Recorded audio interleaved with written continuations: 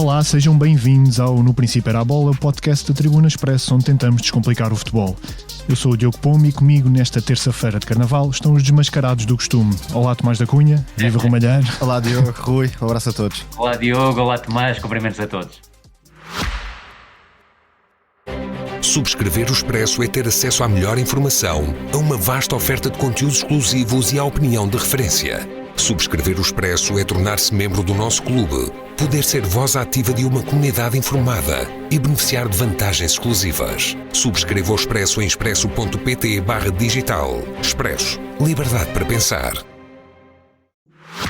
Neste interlúdio da semana em que estamos, vamos focar-nos primeiro nos jogos de Sporting e Futebol Clube do Porto para o campeonato, antes de falarmos no que espera a Benfica e Vitória nos seus respectivos encontros europeus. Em Alvalade, os Leões ganharam por 3-1 a um Estoril Praia em forma que ainda não tinha perdido em 2025. Os visitantes quiseram ter bola e ser protagonistas no meio-campo adversário, mas o Sporting, com um novamente indomável Gyökeres ainda arrasado por tantas lesões, impôs-se a jogar um futebol mais direto e vertical. Foi a segunda vitória seguida do Sporting após uma fase de 5 jogos sem vencer com Rui Borges. E não resiste a começar pelo que Ian Cathro disse na conferência de imprensa pós-jogo, em que elogiou em bom calão português a coragem dos seus jogadores. Rui, o Estoril teve mesmo umas big balls em Alvalade como o seu treinador. Sim, depois gabou em inglês. Bom a recriar essa expressão do Graham Souness, e curiosamente tínhamos falado sobre isso com ele há 2 semanas. Creio que sim, creio que foi uma equipa do Estoril que desde o do minuto inicial quis ter bola em Alvalade e quis jogar no campo todo. Foi problemas, obviamente, não conseguiu entrar no último terço com qualidade, e isso fez sentir nas poucas oportunidades que conseguiu criar face ao caudal ofensivo que apresentou, e também, do meu ponto de vista, na forma como defendeu. Não só por defender muito alto, mas sobretudo pela opção de colocar o Pedro Álvaro a fazer uma marcação individual ao Gyökeres, em que foi completamente batido, e melhor exemplo do que isso está no segundo golo, em que acabou por ser ultrapassado 2 vezes. Na primeiro lance, após o excelente passe do Dibaste, numa jogada que começa numa recuperação do Ricardo Gaio, e depois num segundo momento em que o Gyökeres, vindo do centro-esquerda para o meio, acaba por ultrapassar o Kevin Boma e o Pedro Álvaro novamente. Agora, fica do jogo, obviamente, a sensação que o Ian Cathro transmitiu no final é que a equipa perdeu, mas manteve-se fiel à sua imagem, e como é óbvio, e nós ouvimos muito isso, há quem discorde que as equipas, ou quem não concorde com a ideia que as equipas não se devem apresentar fiéis a si próprias. Eu creio que o Estoril fez um jogo extremamente fiel a si próprio no estádio de Alvalade, ou seja, a equipa estava confiante, vinha de uma série de bons resultados, 6 vitórias e 2 empates, e do meu ponto de vista não tinha por que mudar a forma de jogar para apresentar-se diante do Sporting. Creio que poderia ter feito alguns ajustes do ponto de vista defensivo, não vou dizer que não, mas do ponto de vista ofensivo foi a equipa fiel a si própria. É certo que em alguns momentos senti que a falta do Fabrício foi importante para a equipa do Estoril ser mais profunda pelo corredor esquerdo, mas faltou sobretudo capacidade para ser decisivo no último terço. Depois,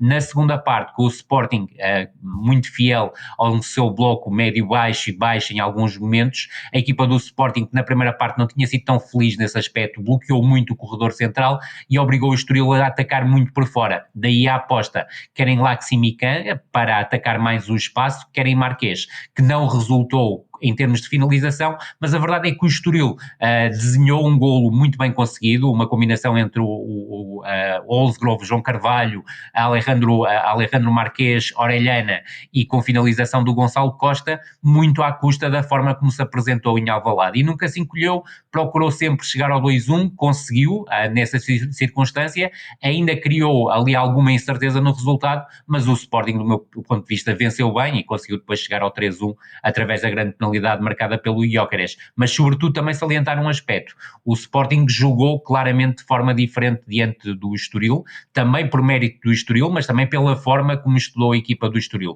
Permitiu ter mais bola, e não é por acaso que o Sporting acaba com menos posse durante o jogo, quer no final da primeira parte, quer no final da segunda parte, e isso deveu-se também a uma postura claramente mais atrasada da equipa do Sporting, com um bloco muito sólido e compacto atrás, muito recuado, linhas médias baixas muitas vezes, para depois buscar o ataque à profundidade, muitas vezes de forma direta, na segunda parte já procurar mais atrair a pressão em alguns momentos do Estoril, para procurar sair mais ligado, mas sobretudo foi um Sporting contundente, se quiseres, na metamorfose da transição ofensiva em contra-ataque e não uma equipa de ataque posicional, ou seja, não foi um Sporting a jogar à grande, foi um Estoril que quis jogar à grande e um Sporting a aproveitar-se desse facto para construir o resultado que construiu, e não esquecer que entre o 1-0, marcado logo aos 5 minutos pelo Gonçalo Inácio, através de um livre lateral muito bem batido pelo Dibaste, a equipa do Sporting criou, antes de fazer o 2-0, 6 oportunidades, todas elas em contra-ataque, 3 pelo Gyökeres, 3 pelo Trincão, o que tornaria, por exemplo, que o 2 ou 3-0 fosse mais justo ao intervalo. Tomás, esta razia de lesões que o Sporting está a sofrer tem obrigado o Rui Borges a apostar em muita juventude da equipa B, e isso se calhar também explica, eu não diria bem a incapacidade, mas estas dificuldades do Sporting em ser dominador de início ao fim. Sim, há um ponto que é indissociável dessa postura que o Sporting acabou por ter, que é um 0 marcado logo no início do jogo, e não sabemos ao certo como é que quer o Estoril, quer o Sporting jogariam a primeira parte, principalmente sem essa vantagem leonina bem cedo no jogo. Já agora, e é um pormenor curioso, teoricamente o Debasse não seria o jogador indicado para bater os livres, porque é um jogador alto e que podia oferecer algo até, e Canos também, podia oferecer algo no jogo aéreo. A questão é que, olhando para o jogador, individualizando, não é um jogador forte no ar, e é um dos jogadores que pega melhor na bola do plantel do Sporting. Aliás, eu diria mesmo na liga toda, no passe longo, na cobrança de livres e canos, é um dos jogadores que tem mais precisão, e portanto faz todo o sentido que assim seja. Podemos olhar, por exemplo, para o Declan Rice do Arsenal, faz o mesmo. Também é um dos marcadores de cantos da equipa de Arteta. Portanto, o cobrador é muito importante no aproveitamento deste tipo de lances. Depois, acabou por ser a figura do jogo, a par de Gyökeres, porque Debasse normalmente é o elemento que baixa até para uma construção a 4 e a partir daí orienta os ataques do Sporting, mas desta vez acabou por lançar a maior parte dos ataques após a recuperação, ou seja, nos momentos de transição, e foi importantíssimo para o Sporting conseguir encontrar principalmente Gyökeres nos espaços nas costas da defesa do Estoril, sendo que o Pedro Álvaro teve uma noite muito infeliz, acabou por tentar antecipar-se e foi batido na maior parte dos lances. E essa é a outra grande diferença dos jogos anteriores do Sporting, é que Gyökeres, não sei se esteve a 100, mas pelo menos já esteve a 80 ou 90%. E assim, o Sporting pode defender perfeitamente com as linhas mais baixas, que é capaz de criar oportunidades de igual forma, porque tem um jogador que é dominante em campo aberto e que teve também um lançador exímio, que foi o Debaste, e acabaram por formar uma sociedade muito interessante nesse sentido. Aliás, há um lance que é provavelmente a melhor jogada do Sporting na primeira parte e em todo o jogo, que é uma picadinha do Debasse também o campo para eliminar a pressão e criar depois um envolvimento pelo lado direito. Outras notas. O felicíssimo lançar o corredor direito. Exatamente. E era esse tema que eu ia buscar. Eu percebo que, olhando para o Henrique Arraiol e mais uma vez individualizando o jogador, pode ser se calhar aquele que tem mais potencial de primeira equipa do Sporting. Agora, olhar para Debasse é perceber que é um jogador de características extremamente ofensivas. É verdade que é um central e foi contratado como central, mas procura sempre o passo para a frente, por exemplo. Um jogador que defende de forma muito macia, não é um vencedor de duelos, pelo contrário, é sobretudo um lançador, um jogador de características ofensivas, que vale pela qualidade técnica, e por isso acho que o Rui Borges, e atenção que eu não sei se há questões contratuais ou não, tem sido falado esse ponto em relação ao Henrique Arraiol, mas o Henrique Arraiol é um jogador para ter protagonismo nos primeiros passos, para ver o jogo de frente. O Sporting já tem esse jogador em Debasse, portanto não vejo muito futuro, muita viabilidade nessa dupla eventual Henrique Arraiol Debaste. Acho que o Alexandre Brito, o mesmo Manuel Mendonça, que também é um jogador interessantíssimo, mas tem um perfil que não é complementar, se quiseres, ao do Debaste. Aí eu acho que ofensivamente até poderia ser, mas defensivamente deixa o corredor central muito vazio. Convém lembrar que estamos a falar de uma dupla de médios, e acho que é por aí que o Alexandre Brito também tem jogado algumas vezes, que é um jogador mais de presença física, que pode compensar um pouco a ausência defensiva do Debaste. E agora com o Felicíssimo, que acaba por ser um misto, é um jogador que quando o Debaste baixa sobe uma linha, tem alguma capacidade de transportar a bola, é um jogador que arranca bem em condução e que pode complementar de alguma forma. Agora o Henrique Arraiol de facto tem muito potencial, é um jogador tecnicamente muito evoluído, que pode ser uma espécie de sucessor do Hjulmand, mas acho que essa dupla por si só não garante muita variabilidade à zona central do Sporting. Rui. E tocas num ponto importante que é a questão de ser dupla, ou seja, a mudança estrutural para o 3-4-2-1 transforma o meio campo do Sporting em dupla, ao contrário do que acontecia com o 4-3-3 ou 4-2-3-1, em que havia 3 médios e aí podia haver mais complementariedade entre os jogadores. Precisamente, aliás, nos jogos de maior exigência para o Estoril, a tendência do Ian Cathro é juntar o Wolfsgrove, que é mais construtor, e o Checa, que é um jogador mais pressionante, porque senão podia jogar, por exemplo, com o Zanocelo, como já jogou noutros jogos, que é um médio mais anterior, tecnicista e que garante outra qualidade a nível do passe e na forma como descobre ligações. E provavelmente jogará em Faro assim. O Wolfsgrove já agora contra o Farense assim. O Wolfsgrove fez um excelente jogo, aliás, é um excelente médio, não deixa dúvidas absolutamente nenhumas. Ainda sobre a equipa do Sporting, também não houve erros dos centrais, ou houve poucos erros dos centrais ao longo do jogo. O Diomande voltou ao nível que tem mostrado na maior parte da temporada. Mérito para o Jogaio, que se defendeu muito sem bem, dúvida. até iniciou alguns ataques com mérito. Aliás, é um jogador que podemos dizer que não tem nível para titular do Sporting e que muitas vezes compromete a equipa, mas tem uma carreira muitíssimo válida em diversos contextos, portanto acho que também merece esse respeito, digamos. E depois, em relação a outro tema muito discutido, e o Rui Borges falou sobre ele na conferência de imprensa, que foi a aposta, ou neste caso a não aposta, em Biel. Eu não sei se o jogador está ou não preparado fisicamente, eu diria que não está, até porque o calendário brasileiro está em sentido contrário ao calendário europeu e provavelmente o jogador não vai conseguir ter esse impacto imediato. Agora, é preciso ter algum olhar para as circunstâncias do jogo. O Rui Borges falou sobre isso. Se o Sporting tem 60 ou 70 metros nas costas, está a defender um pouco mais baixo, vai lançar o Biel para quê? Que é um jogador de espaços curtos, combinativo. Uma coisa é o Sporting estar a precisar de ir para cima do adversário, com bola, no último terço. Outra coisa é ter, por exemplo, Jenny Katamuyarda, que foram os jogadores que entraram e que são muito mais ameaçadores com espaços largos, e meter o Biel, que é um jogador franzino, um jogador de toque, um jogador combinativo, para jogar a 60 ou 70 metros da baliza. Portanto, é preciso ter alguma noção do contexto do jogo e do contexto do Sporting naquele exato momento, para perceber se de facto fazia sentido lançar o Biel. E acho que o Rui Borges fez o que tinha a fazer, no sentido de dar argumentos ao Sporting para jogar daquela forma. No fim de semana, o Porto foi à Aroca ganhar por 2-0 e pela primeira vez neste ano se viu marcar um golo antes do intervalo, algo que não acontecia há 7 jornadas. Mas a equipa do algo filosófico Martin Anselmi, que se prestou a monólogos antes do jogo, não foi estável nem dominadora, além de continuar a manter Fábio Vieira, que marcou pela segunda partida consecutiva, algo longe da baliza. Tomás, porque é que está a custar tanto ao Porto ter uma certa estabilidade com este novo treinador? É um processo muito difícil e aliás, quer no caso do Ruben Amorim, quer no caso do Anselmi, e estou a usar estes dois porque têm sido muito comparados, já reduzimos muito e podemos incluir os analistas, comentadores em geral, muitos deles, reduzimos muito, se trocasse do sistema, se calhar até corria melhor. Como se fosse tão simples quanto isso. Exato, se o Porto jogasse em 4-3-3 não tem garantia nenhuma de que os resultados iam chegar, porque o problema é muito mais profundo do que isso. Aliás, claro que eu acho que se o Anselmi tivesse a certeza que um 4-3-3 ou um 4-4-2 lhe dava agora uma série de vitórias, seria o primeiro a chegar-se à frente com isso. Estou a exagerar, mas é um bocadinho por aí. Acho que o Porto mas percebo perfeitamente a tua ideia.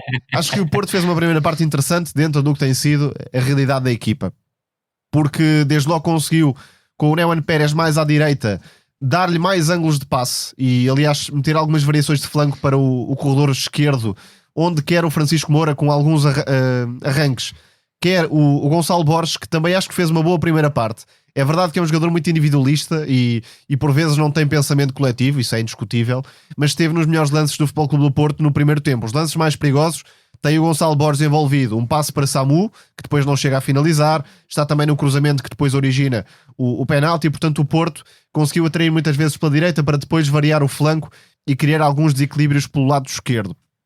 Depois há o tema Fábio Vieira, que acaba por ser óbvio também que quando está um pouco mais subido no campo pode fazer a diferença, só que de facto não há muitas opções à disposição de Martin Anselmi nesse sentido. Já agora, com o Marcano ao centro, a equipa pareceu um pouco mais calma. Eu acho que o impacto tático não é tão flagrante como o impacto emocional da aura da dele, equipa. É um tal líder que até pode individualmente não ser um jogador que acrescenta e que muda a realidade, mas no seio coletivo acaba por transportar o Porto para um patamar de alguma serenidade que não tem tido. Já agora dizer que Marcano é Marcano... o jogador que comprova que a renovação com o Pep teria sido uma medida inteiramente acertada por parte de André Vilas-Boas. E já agora dizer que Marcano não jogava desde setembro de 2023, é quase um ano e meio de fora. Sabe 133 dias. Sabe defender-se.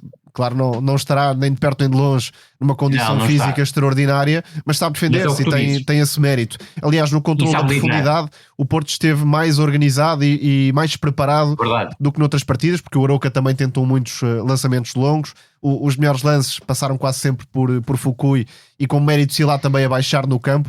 Depois tentou algumas combinações no lado esquerdo com o Hazan e com o Everton,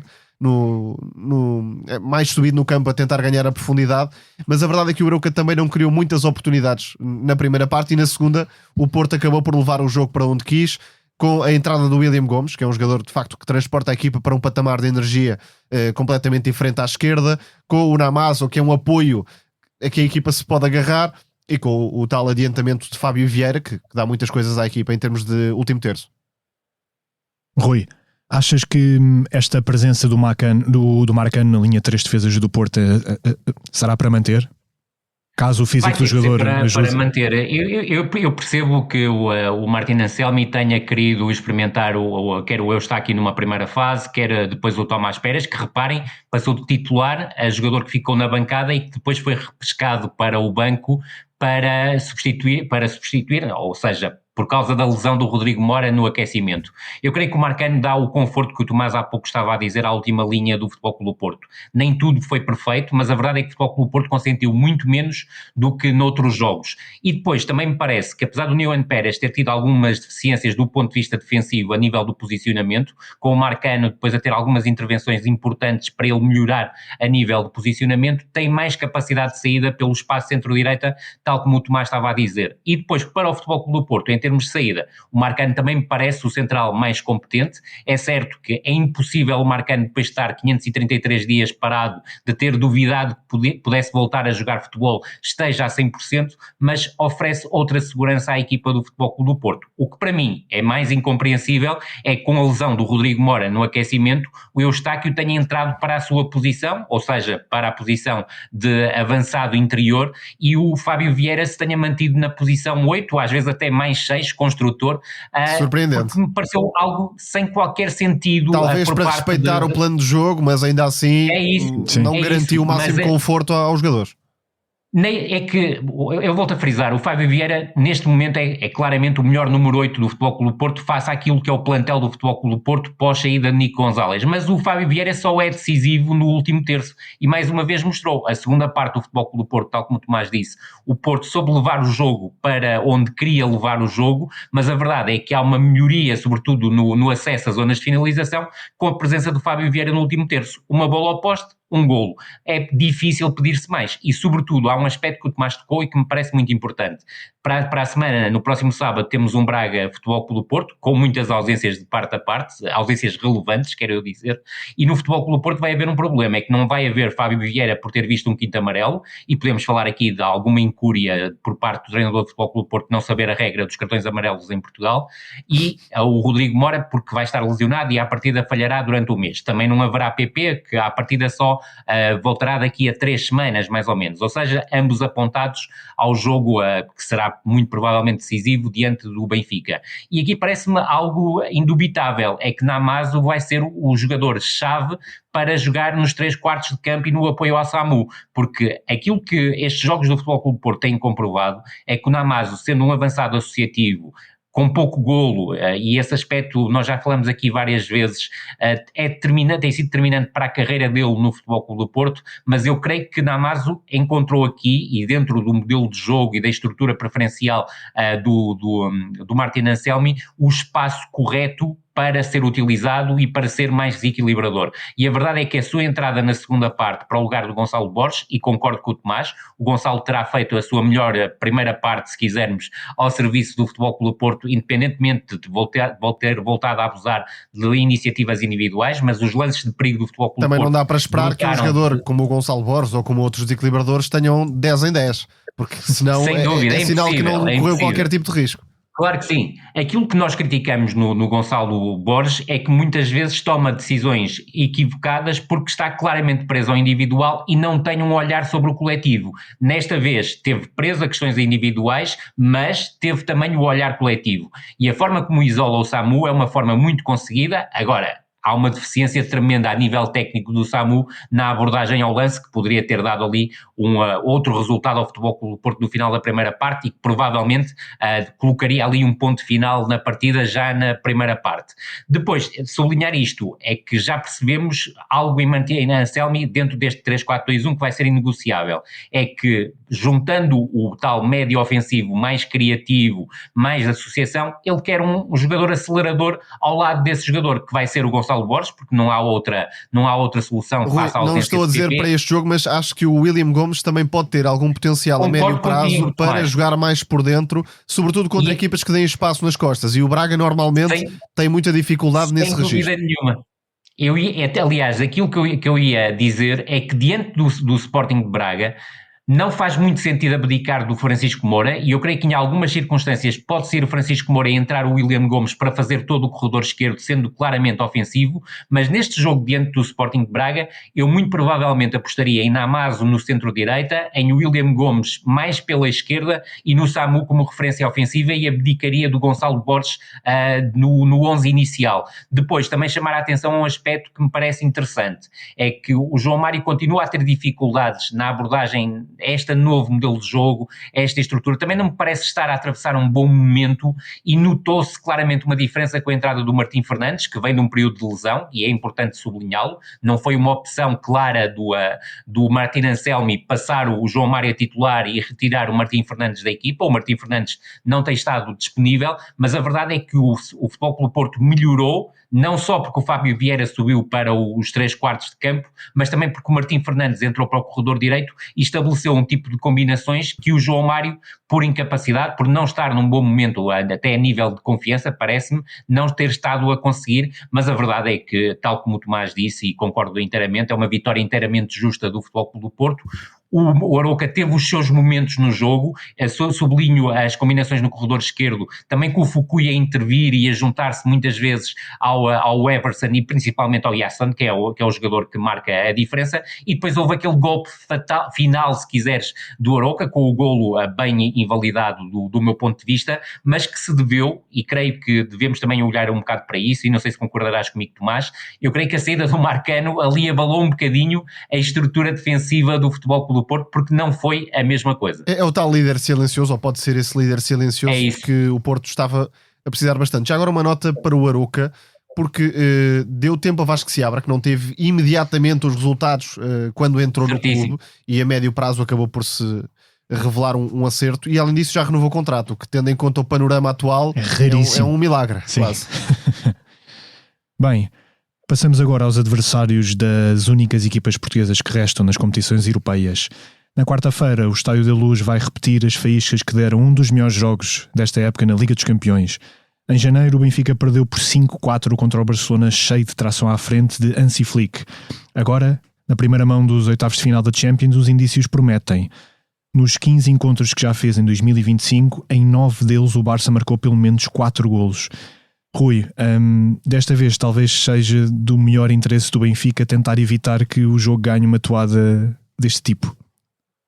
Sim, e nós não nos podemos esquecer de um prisma que me parece importante. O Barcelona, a 21 de janeiro, quando visitou a Luz, vinha numa sequência muito má de resultados a nível de La Liga. Tinha caído do primeiro para o terceiro lugar. Agora vem numa fase inversa, ou seja, saltou do terceiro para o primeiro lugar e vem numa sequência de jogos e de vitórias absolutamente impressionante. Eu creio que são 10 vitórias e 2 empates. E o último jogo, tendo jogado, acabou por ser muito simples, tendo em conta a expulsão. Sem dúvida. Sem dúvida. E o desgaste que o Flick tanto falou e que, do meu ponto de vista, não fez grande sentido, acabou por se tornar praticamente num passeio, tal como estavas a dizer, e muito bem, Tomás. Agora, precisamos de olhar para uma equipa, tal como tu me dizias, Diogo, e muito bem, que em 40 jogos oficiais marcou 124 golos, ou seja, estamos a falar de uma verdadeira máquina ofensiva, e eu não me espero outra coisa senão o Barcelona, verdadeiramente uma máquina ofensiva, amanhã no Estádio da Luz, e para um jogo com muitos golos, e a verdade é que, tal como dissemos quando foi a altura do Barcelona-Benfica, principalmente na antevisão do jogo, o Hansi Flick não se importa nada de voltar a ganhar por 5-4 na Luz, desde que ganhe, não há problema nenhum e não há problema com os golos sofridos, isso é uma questão que ele depois resolverá em termos de balneário, mas também é verdade que temos aqui um bom exemplo de jogo para o Benfica pegar, que é o jogo da passada meio da semana, o Barcelona 4 e o Barcelona 4, Atlético Madrid igual, para a primeira mão das meias finais da Taça, em que o Atlético Madrid, do meu ponto de vista, exemplifica a melhor forma do Benfica poder chegar a zonas de finalização com qualidade, que é, mais uma vez, atrair a pressão alta do Barcelona e conseguir sair dessa pressão alta e encontrar espaços vazios. Agora, já sabemos, e é uma notícia da meia hora praticamente, porque nós começamos a gravar às 2h30 para as pessoas saberem, é que o Di Maria não irá jogar. Eu creio que até para este jogo e para o perfil deste jogo, o Di Maria não iria ser titular, iria entrar muito provavelmente no decurso da segunda parte. Creio que aí seria mais interessante. Agora, aquilo que me parece, e deve ser essa a grande dúvida de Bruno Lage, é se manterá o 4-2-3-1, aliás, o 3-4-2-1 com que tem jogado nos últimos jogos, sem Bruma, e Bruma neste momento é um elemento essencial no Benfica, ou se recuperará o 4-3-3, que em vários momentos poderá ser um 5-4-1 em momento defensivo. E há outro aspecto que me parece importante, é que o Pavlidis de 21 de janeiro, ou seja, o pré-Pavlidis de 21 de janeiro, é um jogador completamente diferente. Esse até é quase o jogo de arranque, não é? Sim, desta fase. Exatamente. E esse ponto parece muito interessantíssimo, porque o Pavlidis pode ser um elemento muito chave na forma como o Benfica vai transitar, quer seja através de uma forma mais direta, quer seja em busca do Pavlidis para uma posterior combinação. Agora, há um aspecto que me parece essencial. Eu acho que o Benfica deve defender com uma linha de 5, com o Dal a jogar como lateral esquerdo e depois ter projeção ofensiva, e o Carreras naquela posição, se quisermos, de central esquerdo, que no fundo também sabe ser lateral em momento ofensivo, e saber jogar com uma multiestrutura diante desta equipa do Barcelona. Agora, é uma tarefa hercúlea para o Benfica. Nós aqui dissemos na altura do sorteio, o Benfica provavelmente teria pela frente 2 das 3 melhores equipas do futebol europeu nesta altura, e a outra que falo, obviamente, é o Paris Saint-Germain. Tomás, e é certíssimo que o Barça vai aparecer na Luz com a sua habitual linha defensiva muito subida e ali a colocar-se muito perto do meio campo, e como o Atlético de Madrid bem provou, o Benfica pode aproveitar isso, porque eles jogam assim literalmente o jogo todo. Sim, acho que há 2 notas em termos de eliminatória que o Benfica pode considerar. A primeira é que não precisa de ser superior para fazer dano ao Barcelona pela forma como a equipa de Flick joga, e correndo tantos riscos, o Benfica não precisa de ir lá 15 ou 20 vezes para fazer golo, porque quando conseguir de facto saltar a pressão e atacar o espaço, cria logo uma oportunidade, ou pode criar logo uma oportunidade flagrante, havendo o acerto dos homens da frente. Depois, acho que pode jogar esta eliminatória a 180 minutos, porque não é impensável obter um resultado positivo em Camp Nou. Seria mais difícil imaginar, não impossível, mas mais difícil de imaginar que, por exemplo, em Anfield, perdendo num cenário hipotético a primeira mão, iria conseguir reverter o resultado. Aqui, acho que o Benfica não está obrigado a vencer, pode empatar, claro que idealmente, na perspectiva encarnada, quererá vencer, mas se empatar, por exemplo, não está fora da eliminatória, porque não é impensável ir a Montjuic e alcançar um resultado que lhe permita garantir o apuramento. E estas 2 notas acho que são importantes na forma como o Benfica vai jogar.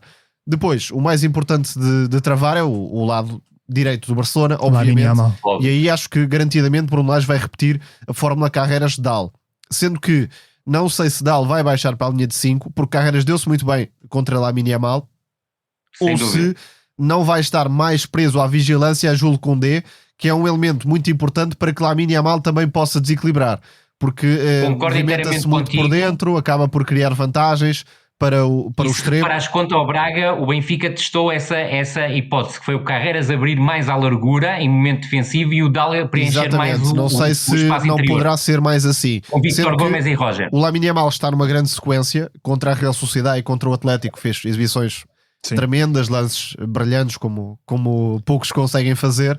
Depois há outros perigos para o Benfica. A bola parada, o Barça tem marcado muitos golos a partir do pé esquerdo de Rafinha e atacando mais a zona do segundo poste, é outro fator. E claro, o fator Pedri, porque é muito difícil de controlar um jogador como Pedri, sendo que o Benfica não tem Florentino, e essa baixa é muito importante. Vamos lá ver como é que Bruno Lage vai montar o meio campo, sendo que contra o Mónaco teve dificuldade.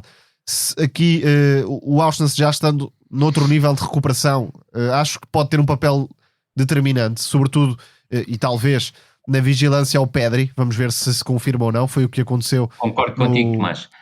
Aliás, se houver até uma opção por 3 médios, não sei se concordas comigo, faria mais sentido o Austin ser o médio mais defensivo e estar muito na proximidade do Pedri, e se calhar o Barreiro ser mais interior, porque o Austin tem uma noção posicional do jogo muito superior, isto do meu ponto de vista a nível defensivo, que o Barreiro.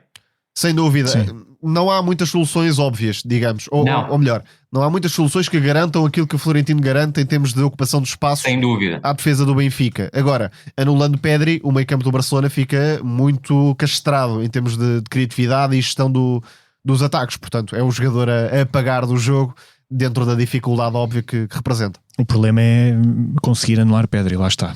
Mas veremos o que acontece. E Lamine Yamal, o Tomás escreveu, e muito bem, por acaso também já tinha escrito no Record sobre isso.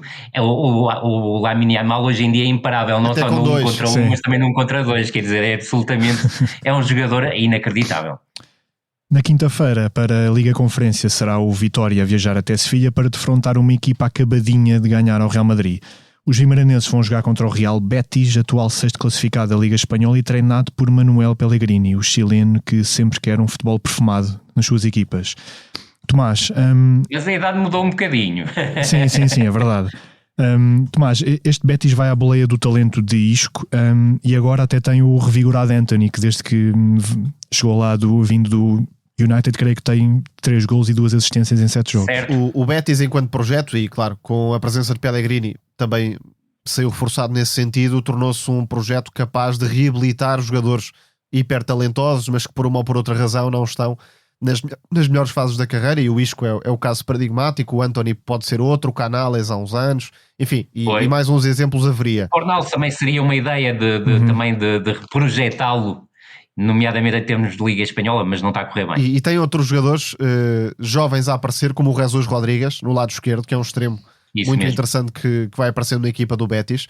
O Johnny Cardoso é um jogador que claramente vai subir patamares, muito completo, quer na pressão, quer com movimentos de chegada à área, tecnicamente também evoluído. O Betis está na melhor fase da temporada, acaba de bater o Real Madrid. Claro, Isco é o jogador mais difícil de travar, porque age como um 10, ou seja, quando quer aparecer mais perto da construção aparece, pensa o ataque todo da equipa bética. Portanto, genericamente é o pior momento para o Vitória enfrentar este Betis, mas acho que... São 3 vitórias consecutivas no campeonato que permitiram dar o salto no ano para o 6º lugar, isso é importante está na luta por esses lugares.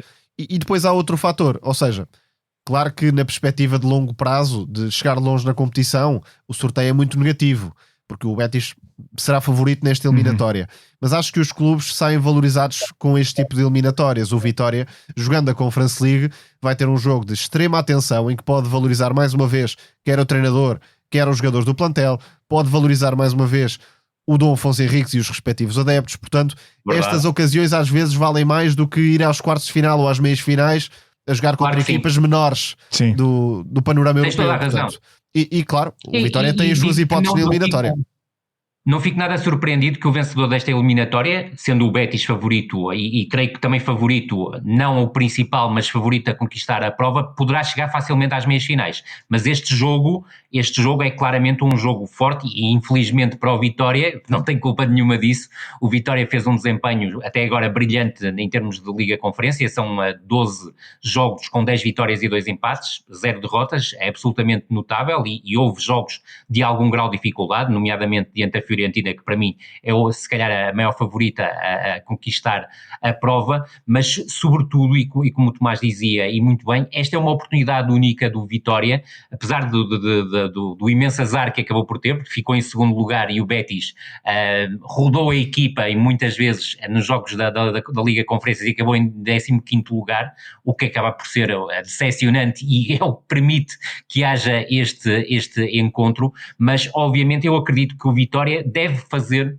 isto do meu ponto de vista, olhando também para aquilo que a equipa do Betis tem jogado, e não me remeto ao jogo diante do Real Madrid, porque não será o melhor exemplo, mas é importante também referir um aspecto, é que o Betis já defrontou em casa o Barcelona, o Atlético de Madrid e o Real Madrid, somou 7 pontos nestes jogos, só empatou com o Barcelona, ganhou ao Atlético e ganhou ao Real de Madrid. Muito forte e isso em casa. Também Exatamente, parece-me importante, é muito difícil jogar contra esta equipa, mas creio que o Vitória deve fazer uma segunda parte como fez no Dragão, e conseguiu, ou seja, na primeira parte esteve algo inibido e com algumas dificuldades de ligação face à pressão que o Futebol Clube do Porto estava a efetuar, e nem foi uma pressão particularmente bem feita por parte do Futebol Clube do Porto, mas na segunda parte foi capaz de jogar no campo todo, e essa capacidade para jogar no campo todo é difícil contra o Betis, mas creio que poderá permitir à equipa do Vitória não se deixar encurralar frente a um adversário que o Pellegrini continua a ser um defensor da posse, mas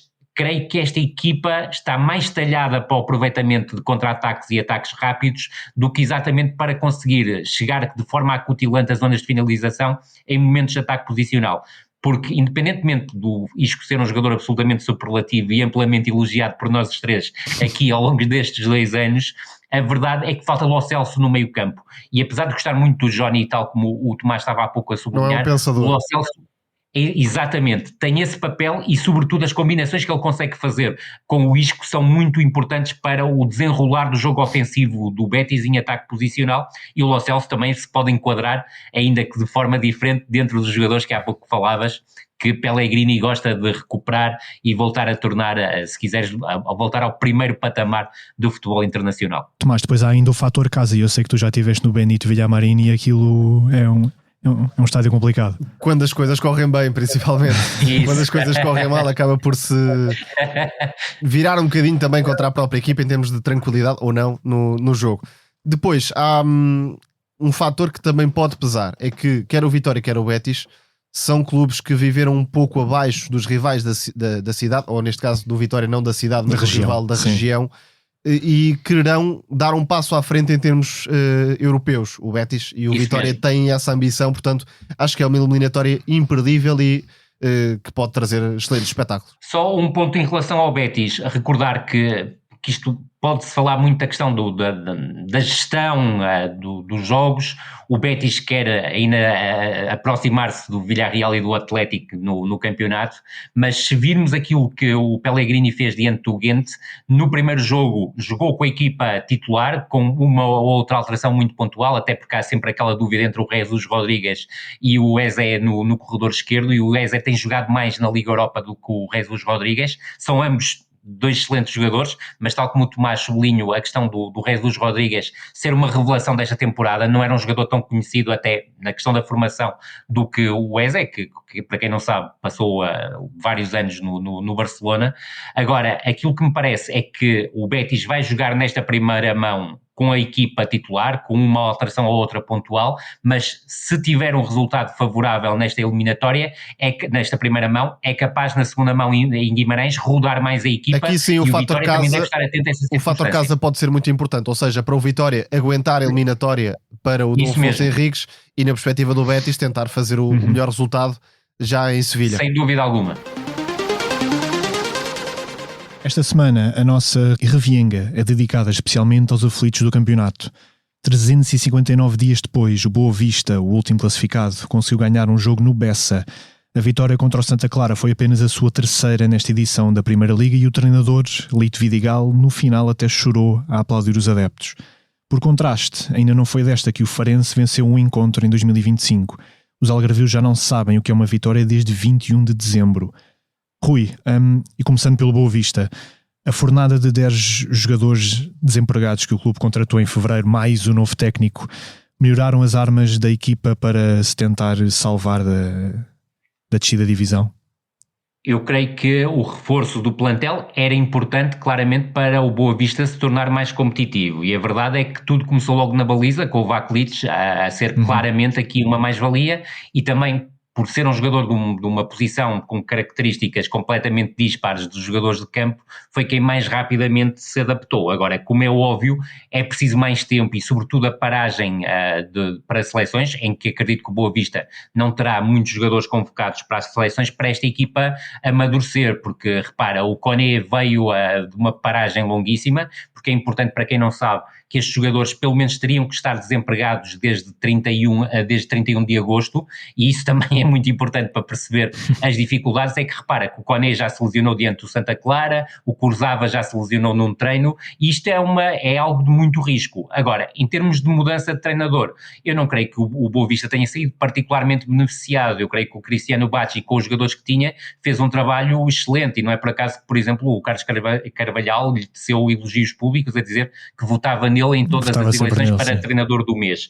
Não vejo que o Boa Vista tenha melhorado significativamente a sua qualidade de jogo, mesmo com os reforços, bem pelo contrário. Foi uma equipa que teve muito pouco posse de bola e acabou o jogo praticamente a defender em 6-3-1, mas também destacar que os jogadores do Boa Vista, tal como tem acontecido ao longo de toda a época, apresentam uma alma absolutamente impressionante, que dão tudo por cada lance, disputam cada duelo. O Bozenic é o caso que me impressiona mais, porque é um jogador que teria lugar e provavelmente vai acabar por ir para um campeonato interessante e para um clube interessante também, e está ali como se fosse um boa visteiro de gema, e impressiona-me particularmente o caso do Bozenic. Já agora, o melhor reforço é sem dúvida alguma o Vaclídez, que pode garantir alguns pontos a uma equipa que tem sérios problemas de criatividade.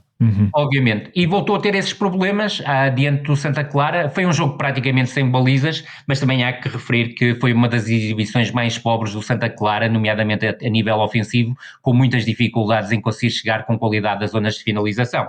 Portanto, apesar do empate me parecer o resultado mais aceitável, a forma como o Boa Vista se envolveu no jogo, como se entregou ao jogo, acaba por ser determinante para conseguir estes 3 pontos, com um golo improvável do Litskov, que é um jogador sobre o qual eu tenho algumas dúvidas que venha a ser uma mais-valia clara para a equipa do Boa Vista, só que há uma diferença. O Boa Vista estava habituado a jogar com apenas um defesa central de raiz, agora pelo menos já tem 3 com que pode jogar, e isso também ajuda a fazer a diferença em termos de consistência defensiva.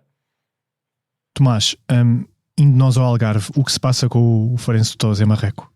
Bom, acho que na época passada o Ricardo Velho mascarou algumas coisas, mas mais do que os treinadores, acho que o tema principal e que pode levar o Farense a descer é a construção do plantel. O plantel tinha um nível, diria, competitivo e com algumas referências, para lá do Ricardo Velho, que é um destaque óbvio e entre os guarda-redes da Primeira Liga, e garantiu muitos pontos. Tinha uma defesa de um nível aceitável na Primeira Liga e passou a ter uma defesa de um nível de segunda liga, e com isso pode descer à segunda. É claramente o pior setor defensivo, na minha opinião. Não vou contar com o Boa Vista, que é um caso muito particular, mas entre as equipas de primeira divisão... Mas olha que hoje em dia se calhar é pior, ou para mim para ser pior. Não sei se há grandes diferenças. E além disso, também não tem um marcador de golos que consiga destacar-se.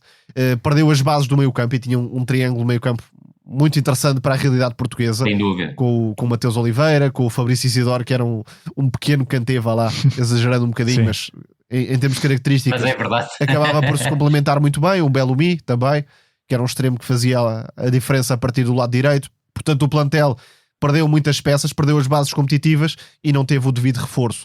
Não propriamente por o Farense não ter ido à procura de jogadores que pudessem compensar, mas porque, na generalidade, os jogadores que entraram não estão nem de perto nem de longe ao nível dos que saíram. E o efeito treinador, ou troca de treinador, não trouxe nada muito destacável em termos de melhorias ao Farense. Concordo inteiramente com o Tomás, é exatamente isso, e só até reforçar uma ideia, que a troca de treinador não resultou, mas a verdade é que o José Mota também foi para o Leixões e até agora não ganhou nenhum jogo, e ia para o Leixões com um projeto de subida de divisão que neste momento está um bocado periclitante, até em termos de uma possível, diria, mais ida ao play-off do que descida de divisão.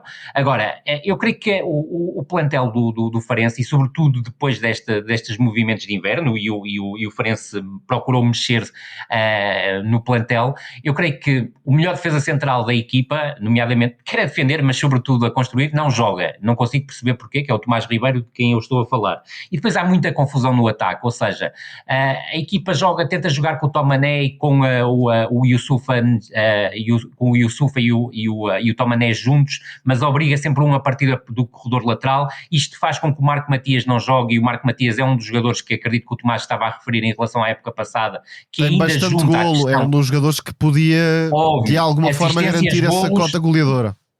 Assistências, golos e liderança. Falta claramente também uma referência a nível do meio-campo, que eu creio que não seria o Ângelo Neto. Falava de um jogador mais próximo de um perfil do Mateus, que a equipa não tem e não conseguiu encontrar. E na bola parada também dava muitas soluções. Exatamente, e esse aspecto era decisivo para a equipa do Farense marcar golos, até para aproveitar o jogo aéreo dos defesas centrais que tinha. Continuo e reforço a ideia do Tomás, esta questão de ter vários avançados, mas não conseguir conciliá-los, faz com que também a equipa esteja sempre a trocar de referência ofensiva, e isso não ajuda. E eu creio que será um Farense que veremos se o Tosé Marreco também terá capacidade para continuar até ao final da época, porque acredito que com mais um resultado negativo as coisas poderão ficar muito complicadas para uma continuidade do treinador, e teremos provavelmente um terceiro treinador no Farense, mas sobretudo há um jogador que pode ser a charneira desta equipa do Farense para recuperar na classificação, que é a capacidade individual que o Rony Lopes tem para estabelecer a diferença. O Farense em alguns momentos tem-no procurado para o fazer, ele tem pode conseguido ser o Belo Miro, em algumas diferenças à parte, mas pode ser esse tipo de jogador. Sem dúvida nenhuma, e vai passar muito por essa capacidade do Rony. Agora, a defesa, excluindo o Ricardo Velho, que é um guarda-redes, tal como o Vaklic, capaz de garantir pontos a uma equipa, o setor defensivo é francamente fraco para jogar numa Primeira Liga, e as opções, do meu ponto de vista, não são as melhores nem eram por parte do José Mota, mas eu creio que o Tosé Marreco podia ter feito melhor, porque tem melhores jogadores agora à sua disposição, e sinceramente apresentar uma tripla de centrais, como apresentou no último jogo, com Arthur Jorge, Cláudio Falcão, que até para mim é mais médio defensivo do que defesa central, independentemente de perceber porque é que está a jogar a central pelo meio, e o Lucas Áfrico, que para mim é provavelmente o pior defesa central do campeonato português. Há anos. É muito complicado. Mas continua por aí. Sim, há anos. É absolutamente complicado. Não falando do Raul Silva, que nem é mais uma opção para a defesa do Farense, mas a verdade é que é muito difícil com estas condições e a equipa do Farense conseguir sobreviver. Agora, que tem capacidade, sobretudo a nível ofensivo, e se quisermos, comparado com o Boa Vista, tem mais recursos? Tem.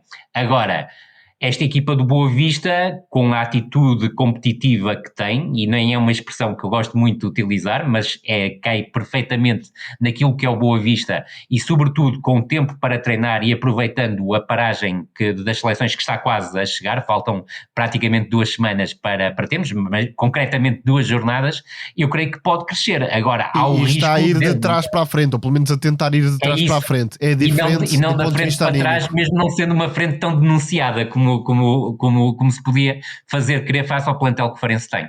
Para encerrarmos este olhar sobre os aflitos, Rui, uma nota rápida sobre o jogo do próximo fim de semana entre o Gil Vicente, que é o 15º classificado, e o Estrela da Amadora, que está um lugar logo abaixo, porque se alguma destas equipas perde, arrisca-se a ficar com o Farense ou o Boa Vista, lá está já bastante perto. Sem dúvida, e é um jogo extremamente interessante, porque apesar do Gil Vicente ter um jogo em atraso, é importante não esquecer que esse jogo é uma recepção ao Benfica e será sempre um jogo de elevadíssimo grau de dificuldade, independentemente, e esse aspecto também parece importante, é que há uma troca de treinador do Gil Vicente e será a estreia do César Peixoto como treinador do Gil Vicente na Amadora, onde curiosamente tinha perdido como treinador do Moreirense diante do Estrela. São 2 equipas que vão ser completamente 2 opostos em campo. A equipa do Estrela da Amadora é uma equipa que sinceramente não me parece minimamente preocupada com a nota artística, e é sobretudo uma equipa tremendamente agressiva e que leva o jogo para uma dimensão física nem sempre fácil de acompanhar, independentemente de me parecer que o José Faria fez ali uma alteração interessante, foi colocar o Rodrigo Pinho nas entrelinhas, e isso beneficia a equipa na chegada às zonas de finalização com mais qualidade. Agora falta-lhe a tal qualidade em zonas de finalização. O Gil Vicente, do meu ponto de vista, não vai fazer uma transformação profunda com esta mudança de treinador, e falo sobretudo da passagem do Bruno Pinheiro para o César Peixoto. Não acredito que, por exemplo, jogue com uma estrutura de 3 defesas centrais na Amadora, que muito provavelmente recuperará o 4-3-3 utilizado pelo Bruno Bruno Pinheiro, mas o Bruno Pinheiro e o César são treinadores com ideias diferentes, e o próprio facto do César ter tido agora praticamente uma semana e 1 ou 2 dias para preparar este jogo com o Estrela da Amadora, ou seja, até à data do jogo com o Estrela da Amadora, poderá ser importante em termos de melhorar ou, sobretudo, motivar mais os jogadores na abordagem a este primeiro jogo, porque acredito sinceramente que a diferença pode ser estabelecida mais do que pela ideia dissonante dos dois treinadores, pela capacidade individual de lado a lado. E aí eu creio que um jogador como o Félix Correia pode marcar claramente a diferença. No entanto, eu creio que é um jogo muito difícil para o Gil Vicente, porque é muito difícil jogar na Reboleira, e se a equipa do Estrela da Amadora consegue levar o jogo para uma dimensão física, torna-se uma equipa muito complicada. Lá fora, a vida continua rocambolesca para os portugueses que treinam as equipas com o maior destaque e historial.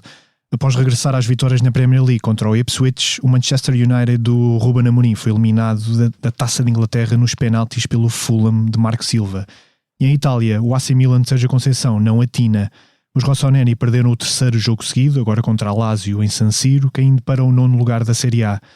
Tomás, neste nosso teatro dos sonhos, e antes de irmos ao United, o AC Milan parece não conseguir ter um jogo calmo, minimamente calmo. Não, e tentando fazer um apanhado de alguns dos pontos principais e que vejo em relação a Sérgio Conceição neste caso, eu acho que o problema do Milan começa lá atrás, quando há um treinador, no caso o Paulo Fonseca, e vamos excluir a parte das ideias que são radicalmente diferentes entre os dois treinadores, mas quando há um treinador que é profundamente desrespeitado pelos jogadores, e visivelmente, não estou a falar sequer do que acontece no treino e no balneário, mas quando o treinador é profundamente desrespeitado e essa balança cai para o lado dos jogadores, a partir daí o treinador seguinte dificilmente vai conseguir, a partir da liderança, transformar o balneário e a partir daí construir uma equipa, e acho que é um bocadinho isso que tem acontecido. Depois, não ajudará a fazer aquela cena com o Calabria, tenha ou não tenha razão naquilo que aconteceu, que era uma das figuras do plantel, e não estou a falar de figura futebolística, mas era seguramente uma das figuras do grupo.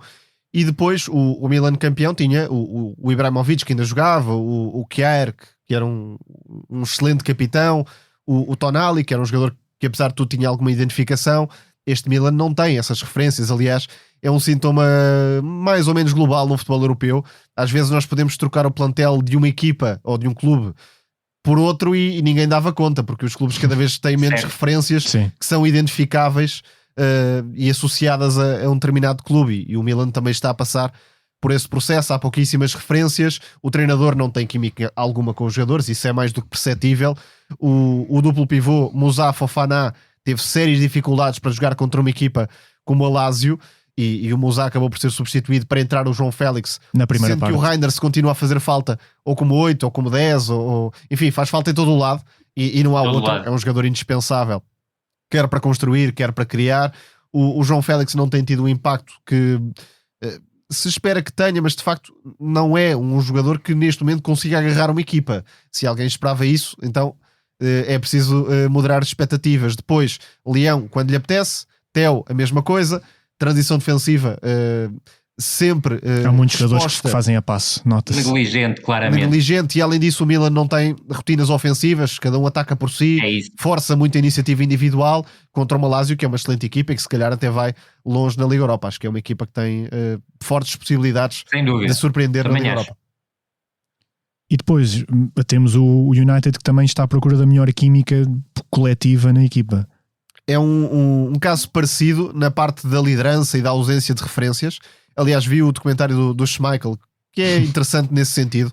Documentário que saiu há coisa de uma semana ou duas. O contraste é enorme com a época dele. Há lá uma parte do documentário, não querendo revelar muita coisa, sem spoilers, para quem quiser ver, mas é algo como o Schmeichel, se não estou em erro, dizia que não era possível naquela equipa alguém não estar ligado ao jogo, porque ou o Schmeichel estava aos gritos, ou o Roy Keane estava aos gritos, ou alguém estava aos gritos, e era impossível um jogador, se não fosse o Ferguson, um jogador dos mais novos não estar ligado. Aliás, até retrata uma discussão muito feia entre o Ferguson e o Schmeichel, coisa feia mesmo, mas de facto havia uma fome, uma mentalidade que era coletiva e que acabava por levar os clubes, neste caso um clube tão bem sucedido como o United, a ter tantos anos de glória. Este clube não tem essas referências.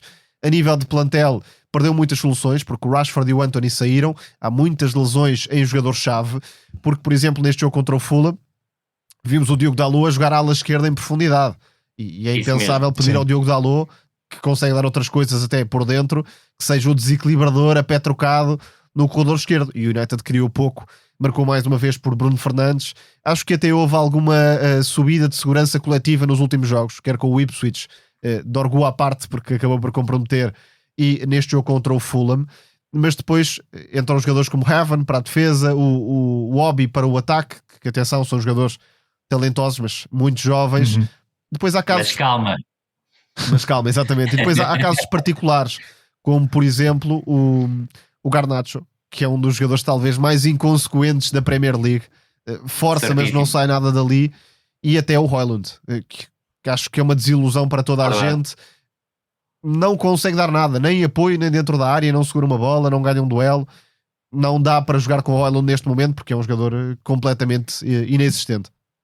E sobretudo, não sei se concordas, Tomás, o Zirkzee e o Højlund não casam. Aliás, o Zirkzee melhorou bastante quando o Obi entrou, portanto, mais uma vez, acho que o tema é bastante mais profundo do que o sistema, em relação à suposta inflexibilidade do Ruben Amorim. Claro que em determinados jogos a equipa comprometeu, não conseguiu impor-se de forma alguma, mas fazendo um mapa geral, não era qualquer treinador que conseguiria fazer muito melhor com a vaga de lesões e com o plantel disponível deste Manchester United. Repito, não estando de todo a dizer que o treinador está à altura dos acontecimentos, porque é claro que não está.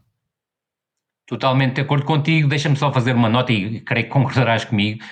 Muito mérito do Fulham a fazer uma época absolutamente extraordinária, face até ao plantel que tem, também bem construído, convenhamos. Muito bom jogo do Sanderberg, fantástico. Exatamente. E também iria por aí, mas dizer que o Marco Silva está a fazer um trabalho impressionante, e obviamente também dar aqui a nota do Nuno Espírito Santo, para além do campeonato soberbo que está a fazer, também segue em frente na taça, e teremos 2 treinadores portugueses. E o Fulham nunca venceu a taça, portanto... Verdade. E atenção, porque nem o Arsenal nem o Liverpool estão em prova, portanto pode dar para surpreender. Aqui muitas hipóteses. Se eu estiver equivocado, o Fulham corre o risco de fazer a sua melhor temporada de sempre. Ainda pode fazer a melhor pontuação de sempre, exatamente. E até é provável que consiga mesmo.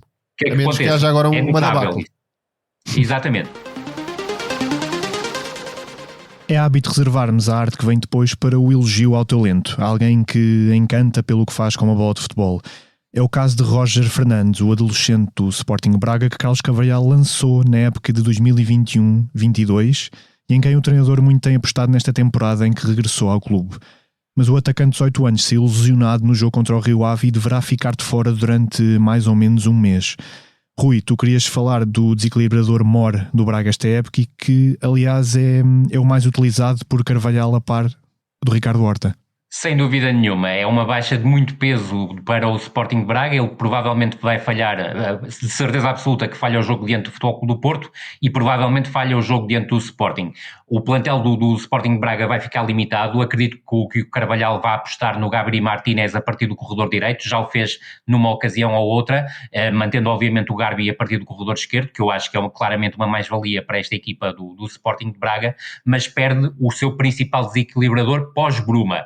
Independentemente que com Bruma o Roger também tenha tido amplo destaque, principalmente a partir do momento em que esta equipa passou a jogar e bem em 4-2-3-1, porque creio que o Roger às vezes quando foi utilizado a lateral ficava demasiado com um perfil demasiado equilibrado para as suas características de desequilibrador. Agora, desde que o Bruma saiu do Sporting Braga, o Roger tomou claramente conta da equipa em termos de produção ofensiva. É um jogador absolutamente tremendo em termos de velocidade e aliar velocidade à capacidade de drible, o que o torna fortíssimo no contra 1. Ainda é mais forte em espaços largos do que em espaços curtos, mas creio que o Carlos Carvalhal tem melhorado a questão dos espaços curtos. Acho que é um ponto essencial também na sua própria evolução como jogador, e depois a tomada de decisão tem melhorado francamente, apesar de já ser um jogador que quando ainda era mais jovem do que é hoje, já mostrava alguns predicados, mas a verdade é que está melhor a nível das assistências para situações de finalização, principalmente a partir de cruzamentos, mas também a ganhar condimentos em termos de passos de ruptura e sobretudo na finalização, que eu creio que era um fator que ele estava a tornar, que que o estava a tornar claramente diferenciador nesta equipa do Sporting de Braga. É uma baixa de muito peso para Carlos Carvalhal, nesta luta, pelo menos para já, pelo terceiro lugar, mas creio que a equipa do Sporting de Braga vai ficar muito espremida do ponto de vista ofensivo, porque perde, obviamente, não só o seu principal desequilibrador nesta altura, mas também fica com o plantel muito limitado em termos de opções ofensivas, ainda que possa constituir aqui uma janela de oportunidade para aparecer mais algum jogador vindo da formação. E deixa-me destacar aqui, e creio que o Tomás também estará de acordo comigo, o Diego Rodrigues tem sido um jogador que tem trazido qualidade a esta equipa do Sporting de Braga sempre que é utilizado, e o Francisco Xisumba está a provar, e nós já tínhamos falado do jogador há algum tempo, que muito provavelmente, e agora podemos ter essa confirmação, é o melhor lateral esquerdo que esta época o Sporting de Braga utilizou. Projetos muito interessantes e concordando com o Rui em relação ao Roger, lanço duas ideias para o futuro. Desejo mesmo que o Giovanni Kenda e o Roger não se anulem em termos de seleção, certo, porque são jogadores que ocupam as mesmas zonas, têm algumas características semelhantes, portanto espero que possam ser aproveitados em contexto de seleção.